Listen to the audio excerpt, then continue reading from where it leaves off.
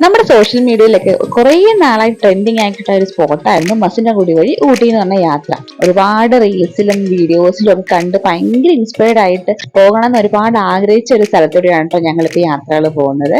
എനിക്ക് പോകുന്ന എക്സൈറ്റ്മെന്റിനെക്കാളും കൂടുതൽ ഉണ്ടായിരുന്നത് മക്കളെ ഇതെല്ലാം ഒന്ന് കാണിക്കുക എന്നുള്ളതായിരുന്നു. കാരണം അവർ ലൈവായിട്ട് എക്സ്പീരിയൻസ് ചെയ്യാൻ പറ്റുന്ന കാര്യങ്ങളാണ് നേച്ചറും ആനിമൽസും ബേർഡ്സും. കാരണം അവർ പുസ്തകങ്ങളിലും കാർട്ടൂണിലും ഒക്കെ മാത്രം കണ്ടിരിക്കുന്ന പല കാഴ്ചകളും ലൈവായിട്ട് എക്സ്പീരിയൻസ് ചെയ്യുന്ന ഒരു എക്സൈറ്റ്മെന്റ് എനിക്കിപ്പോൾ അവരുടെ ഫേസിൽ കാണാൻ പറ്റുന്നുണ്ട് കേട്ടോ. അപ്പൊ കുട്ടികൾ രണ്ടാളും നല്ല ഹാപ്പിയാണ്. അവർ ഭയങ്കര ക്യൂരിയസ് ആകുന്ന ഒരു ഫേസ് ആണ് എനിക്കിപ്പോ കാണാൻ പറ്റുന്നത്. നെക്സ്റ്റ് സ്പോട്ടിൽ എന്തായിരിക്കും വെയിറ്റ് ചെയ്യുന്നുള്ള ഒരു ക്യൂരിയോസിറ്റി ആണ് ആ ഫേസിൽ കാണുന്നത്.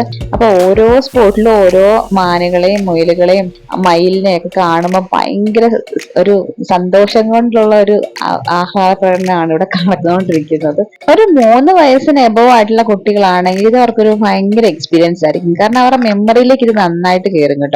കുറച്ചുകൂടി നന്നായിട്ട് അറിയാൻ പറ്റുന്നത് ഈ ഒരു പ്രായത്തിലായിരിക്കും. ചെറിയ കുട്ടികൾക്ക് ഇത് ആസ്വദിക്കാനൊക്കെ പറ്റും. മാനുകളും മുയലുകളും ആനയും എല്ലാം വഴിയിലൂടെ തന്നെ ഇവർക്ക് ലൈവായിട്ട് കാണാൻ പറ്റുന്ന ഒരു കുറെ കാഴ്ചകളായിരുന്നു കേട്ടോ. പിന്നെ നമുക്ക് കുറെ ദൂരം ഇങ്ങനെ യാത്രകൾ എക്സ്പ്ലോർ ചെയ്യാൻ പറ്റും.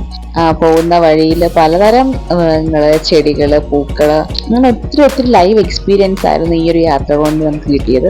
നിങ്ങൾ ഊട്ടിയിലേക്ക് പോവുകയാണെങ്കിൽ ഈ ഒരു യാത്ര തന്നെ ഉറപ്പായിട്ടും തിരഞ്ഞെടുക്കണം കേട്ടോ. കാരണം അത്രയ്ക്കും വേർത്ത് ആയിട്ടുള്ള ഒരു യാത്രയായിരിക്കും. പിന്നെ പോകുമ്പോൾ ശ്രദ്ധിക്കേണ്ട ചില കാര്യങ്ങളുണ്ട്. നമ്മുടെ ഭക്ഷ്യവസ്തുക്കളും അങ്ങനത്തെ പ്ലാസ്റ്റിക് സാധനങ്ങളും ഒന്നും വഴിയിൽ നിക്ഷേപിക്കാതിരിക്കുക. പിന്നെ മാക്സിമം സ്ലോയിൽ വണ്ടി പോകുന്നതായിരിക്കും നല്ലത്. എന്നാലേ നമുക്ക് മൃഗങ്ങളെയും പക്ഷികളെയൊക്കെ ലൈവായിട്ട് അടുത്ത് കാണാൻ പറ്റുകയുള്ളൂ. അതുപോലെ സൗണ്ട് ഒന്നും ഉണ്ടാക്കാണ്ട് ഹോണൊന്നും അടിക്കാണ്ടൊക്കെ പോവുകയാണെങ്കിൽ കുറച്ചും കൂടെ പുറകെ വരുന്ന ആളുകൾക്കും അത് കാണാനൊരു കൗതുകമുള്ള കാഴ്ചകളായിട്ട് മാറും. അത്രയും കാര്യങ്ങളൊക്കെ ശ്രദ്ധിച്ചാൽ നമുക്ക് ഈ ഒരു യാത്ര മാക്സിമം എൻജോയ് ചെയ്യാൻ പറ്റും. ഒരു ഉച്ച കഴിഞ്ഞുള്ള സമയത്തായിരിക്കും നമുക്ക് മൃഗങ്ങളൊക്കെ നല്ല ശാന്തരായിട്ട് കാണാൻ പറ്റുന്നത്.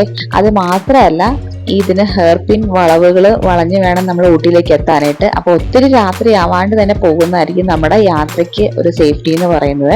സോ അടുത്തൊരു നല്ല വീഡിയോ ആയിട്ട് നമുക്ക് വീണ്ടും കാണാം. അതുവരെ take care, bye bye and stay tune.